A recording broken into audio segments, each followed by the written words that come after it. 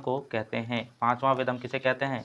पुराण को कहते हैं। और यह जो है वेरी इंपॉर्टेंट क्वेश्चन यहाँ पर बन जाता है। यह जो ज्योतिष कौन सा आ जाएगा? तो ज्योतिष। अभी हम लोग इसका ट्रिक भी देखेंगे कि कैसे हम लोग को इसको याद रखना है। तो सबसे हेलो फ्रेंड्स, वेलकम बैक। स्वागत है आपका अपने यूट्यूब चैनल अनमोल नॉलेज पे। तो आज हम लोग यहाँ पर डिस्कस करने वाले हैं वैदिक काल का पार्ट 2। और पार्ट 1 में हम लोगों ने वेदों को देखा था। वेदों के जो चार तरह के जो वेद थे उनके ज्ञानी, उपवेद के ज्ञानी, और जो ब्राह्मण ग्रंथ थे, वो सारा चीज़ हम लोगों ने लास्ट वीडियो में कंप्लीट किया था। आज के क्लास में हम लोग वैदिक काल का पार्ट 2 करने वाले हैं, जिसमें हम लोग वेदांत, पुराण और उपनिषद पे चर्चा करने वाले हैं। तो चैनल पे नए हैं तो चैनल को सब्सक्राइब कर लीजिए, और वीडियो पसंद आए तो वीडियो को लाइक कीजिए। तो चलिए क्लास को स्टार्ट करते हैं।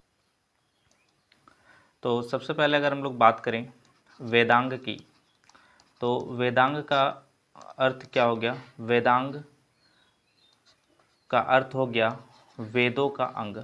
वेदों का अंग, ओके। वेदों का क्या हो गया? अंग। यानी कि वेदांग की जो रचना है, वेदांग की जो रचना है, वेदों को समझने के लिए किया गया था। वेदों को समझने के लिए किया गया था, ठीक है। वेदों को समझने के लिए किसकी रचना की गई थी? तो वेदांग की रचना की गई थी, ठीक है। और अगर हम लोग बात करें कि वेदांग की संख्या कितनी है, तो जो वेदांग की संख्या है कितनी है? तो वेदांग की कुल संख्या 6 है। कितनी संख्या है? 6 है। और ये ओके। तो वेदांग हम लोग किसको कहेंगे? वेदांग हम लोग कहेंगे वेदों के अंग को क्या कहते हैं? वेदांग कहते हैं। और वेदांग की रचना किस लिए हुई थी? तो वेदांग की रचना वेदों को समझने के लिए की गई थी, ठीक है। इसके अलावा एक और पॉइंट यहाँ पर याद रखिएगा कि जो वेद एवं वेदांग को पढ़ाने वाले को क्या कहते हैं? पढ़ाने वाले अध्यापक को क्या कहते हैं? उपाध्याय कहते हैं। क्या कहते हैं? तो इसे हम लोग उपाध्याय कहते हैं, ओके। तो क्या क्या चीज़ हो गया? सबसे पहले वेदांग क्या है? वेदांग वेदों का अंग है। वेदांग क्या है? वेदों का अंग है। वेदों को समझने के लिए वेदांग की रचना की गई है। और इसकी संख्या कितनी है? तो इसकी संख्या 6 है। और वेदांग को जो पढ़ाते हैं, पढ़ाने वाले जो शिक्षक हैं, उन्हें क्या कहा जाता है? उपाध्याय कहा जाता है। चलिए अब हम लोग देख लेते हैं वेदांग का जो संख्या है, कौन कौन सा वेदांग यहाँ पर है। तो सबसे पहले अगर हम लोग बात करें वेदांग, जो फर्स्ट वेदांग होने वाला है वो कौन सा होगा? तो व्याकरण। कौन सा है? तो व्याकरण, ठीक है। व्याकरण के बाद कौन सा आ जाएगा? ज्योतिष। कौन सा आ जाएगा? तो ज्योतिष। अभी हम लोग इसका ट्रिक भी देखेंगे कि कैसे हम लोग को इसको याद रखना है। तो सबसे पहला कौन सा हो गया? व्याकरण। दूसरा ज्योतिष। तीसरा हो जाएगा यहाँ पर निरुक्त। कौन सा हो जाएगा? तो निरुक्त। तीसरा कौन सा हो जाएगा? निरुक्त। चौथा आ जाएगा यहाँ पर शिक्षा। क्या हो जाएगा? शिक्षा। पांचवा कल्प। पांचवा क्या हो जाएगा? कल्प। और 6 नंबर में जो है कौन सा आ जाएगा? तो छंद। कौन सा हो जाएगा? छंद। तो ये अंग हैं किसके? ये 6 अंग हैं किसके? तो वेदों के। किसके अंग हैं? वेदों के, ओके। किसके अंग हैं? वेदों के हैं। तो जो सबसे पहला व्याकरण है, व्याकरण को क्या माना जाता है? व्याकरण को वेदों का मुख माना जाता है। क्या माना जाता है? व्याकरण को वेदों का मुख माना जाता है। इसके बाद अगर हम लोग ज्योतिष की बात करें, तो ज्योतिष को हम लोग जो है वेदों का क्या कहते हैं? आँख कहते हैं। इसको क्या कहते हैं? आँख। तो वेदों का आँख किसे कहा जाता है? ज्योतिष को कहा जाता है। इसके बाद वेदों का कान। वेदों का कान जो है कौन सा हो जाएगा? निरुक्त हो जाएगा। वेदों का कान कौन सा हो जाएगा? निरुक्त हो जाएगा। शिक्षा हमारा कौन सा हो जाएगा? ऑब्वियसली मस्तिष्क यहाँ पर हमारा कौन सा हो जाएगा? तो शिक्षा हो जाएगा। मस्तिष्क हमारा कौन सा आ जाएगा? तो शिक्षा में। कल्प जो है हमारा कौन सा हो जाएगा? हाथ। और छंद पैर। छंद कौन सा हो जाएगा? पैर, ठीक है। तो ये सभी अंग हैं किसके? वेदों के। इसलिए यहाँ पर इसको डिनोट किया गया है। व्याकरण को मुख से, ज्योतिष को आँख से, निरुक्त को कान से, शिक्षा को मस्तिष्क से, कल्प को हाथ से, और छंद को पैर से, ओके। चलिए इसके बाद अगर हम लोग ट्रिक की बात करें कि कैसे इसको याद रखना है, तो इसका जो ट्रिक है, क्या ट्रिक है, आइए ट्रिक देखते हैं। ट्रिक हमारा यहाँ पर कौन सा हो जाएगा, ट्रिक हो जाएगा ब्याजो निसी कक्ष। क्या हो जाएगा, तो ब्याजो निसी कक्ष। ओके, ब्याजो निसी कक्ष। ब्या से क्या हो गया, व्याकरण। जो से क्या हो जाएगा, ज्योतिष। नि से निरुक्त। सी से शिक्षा। क से कल्प और छ से छंद। ओके, तो ये हो गए हमारे वेदांग। चलिए वेदांग के बाद अगर हम लोग बात करें तो दूसरा हमारा कौन सा आ जाएगा, पुराण आ जाएगा। यहाँ पर कौन सा हो जाएगा, तो दूसरा हो जाएगा पुराण।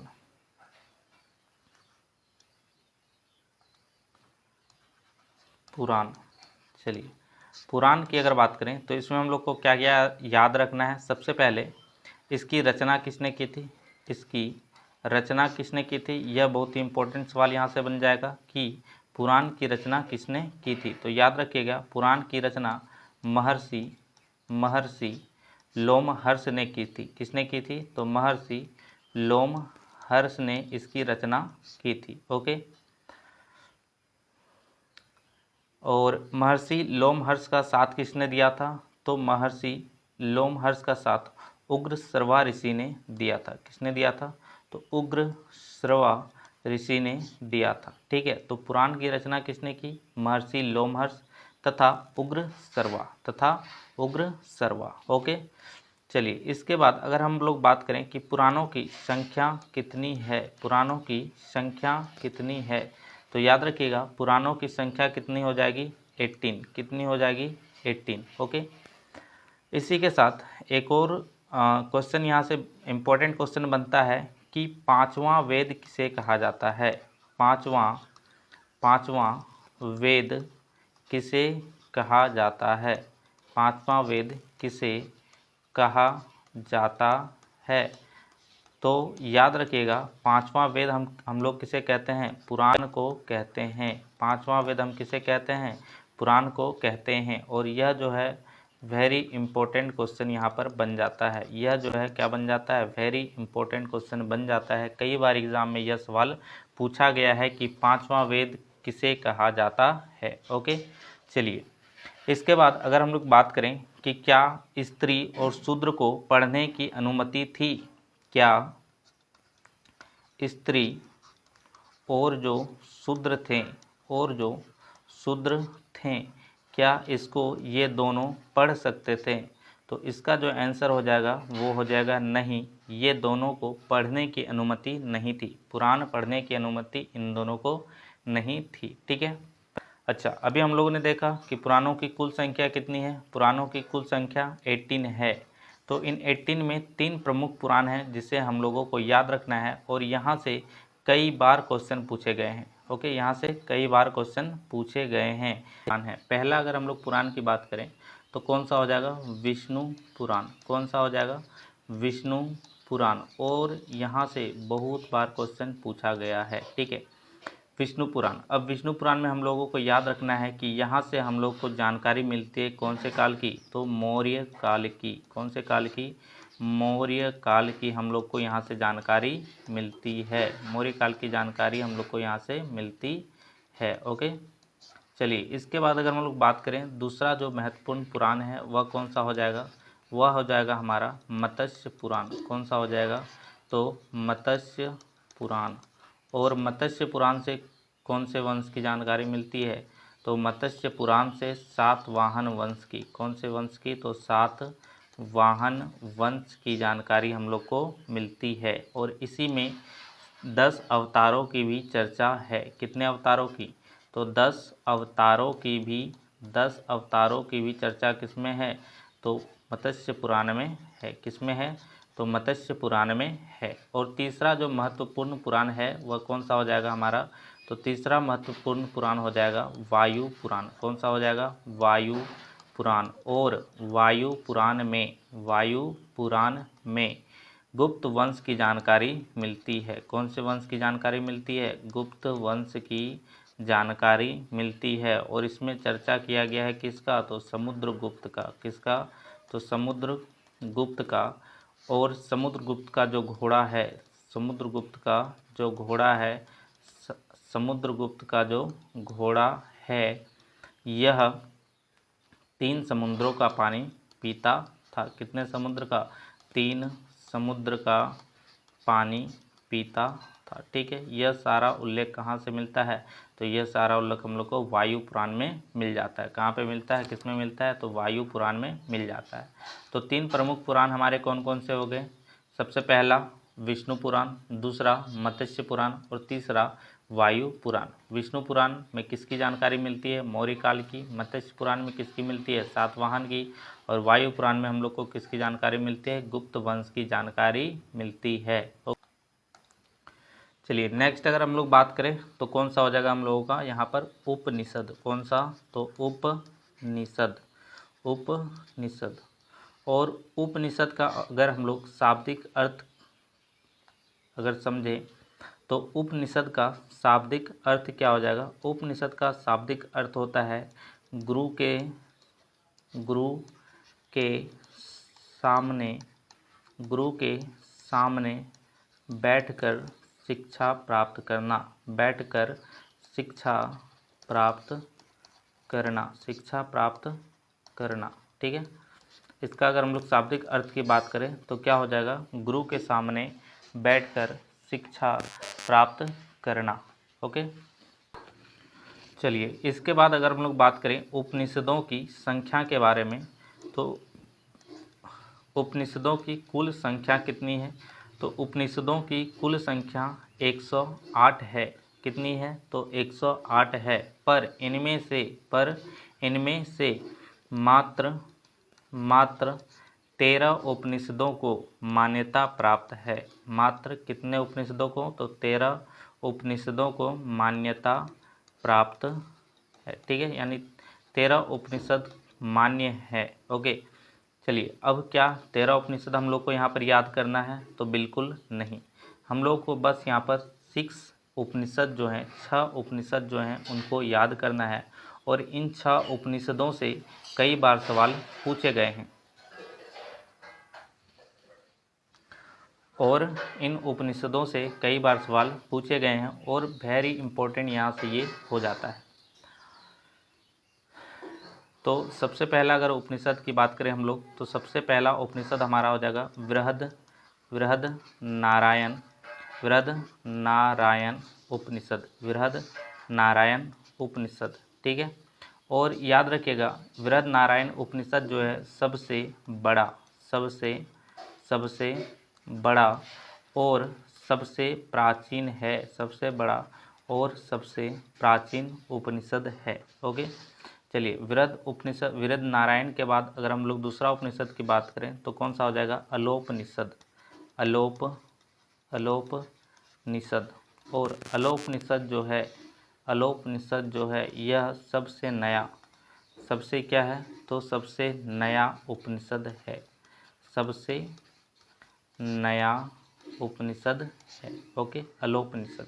चलिए नेक्स्ट अगर तीसरा उपनिषद की हम लोग बात करें तो तीसरा उपनिषद हमारा हो जाएगा कौन सा, कठोपनिषद। कौन सा हो जाएगा, कठोपनिषद। और याद रखिएगा कठोपनिषद जो है यहाँ से क्या क्वेश्चन बनता है, यहाँ से बनता है कि यम एवं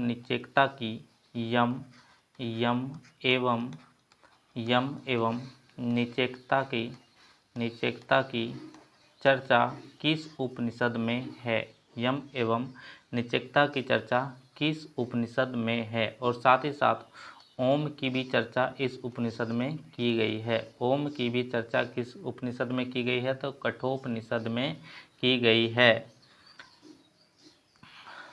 बृहदनारायण से क्या क्वेश्चन बन सकता है कि सबसे बड़ा या सबसे प्राचीन उपनिषद इनमें से कौन सा है। 4 ऑप्शन दे दिया जाएगा जिसमें से जो हमारा राइट आंसर है वह कौन सा होगा, बृहदनारायण उपनिषद। ओके, चलिए नेक्स्ट उपनिषद की ओर बढ़ते हैं हम लोग। जो हमारा नेक्स्ट उपनिषद है वह कौन सा है, जबालोपनिषद। जबालोपनिषद। और जवालोपनिषद से क्या क्वेश्चन बन सकता है, जवालोपनिषद से क्वेश्चन क्या बनता है, तो जवालोपनिषद से क्वेश्चन बनता है कि त्रिमूर्ति की चर्चा, किसकी चर्चा, त्रिमूर्ति की चर्चा किस उपनिषद में की गई है। तो जो त्रिमूर्ति की चर्चा है वह किस उपनिषद में की गई है, जवालोपनिषद में की गई है। ओके, चलिए नेक्स्ट जो हमारा उपनिषद हो जाएगा कौन सा हो जाएगा, नेक्स्ट उपनिषद हो जाएगा मुंडकोपनिषद। कौन सा, तो मुंडकोपनिषद, मुंडकोपनिषद। और याद रखिएगा मुंडकोपनिषद में किस चीज़ की चर्चा है, तो मुंडकोपनिषद में किसमें, तो मुंडकोपनिषद में ही सत्यमेव, सत्यमेव जयते, सत्यमेव जयते किसमें लिखा हुआ है, तो मुंडकोपनिषद में लिखा हुआ है। और इसलिए यह जो है वेरी इंपॉर्टेंट यहाँ पर हो जाता है। ओके, लास्ट जो हमारा उपनिषद है जो हमें याद रखना है वह कौन सा हो जाएगा, श्वेता स्वरूपनिषद, श्वेता स्वरूपनिषद, श्वेता स्वरूपनिषद।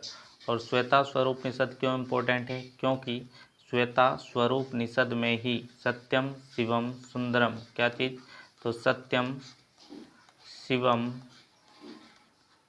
सत्यम शिवम सुंदरम, सत्यम शिवम सुंदरम का उल्लेख मिलता है। सत्यम शिवम सुंदरम का उल्लेख हम लोग को किसमें मिलता है, तो सत्यम शिवम सुंदरम का उल्लेख यहाँ पर श्वेता स्वरूपनिषद में मिल जाता है।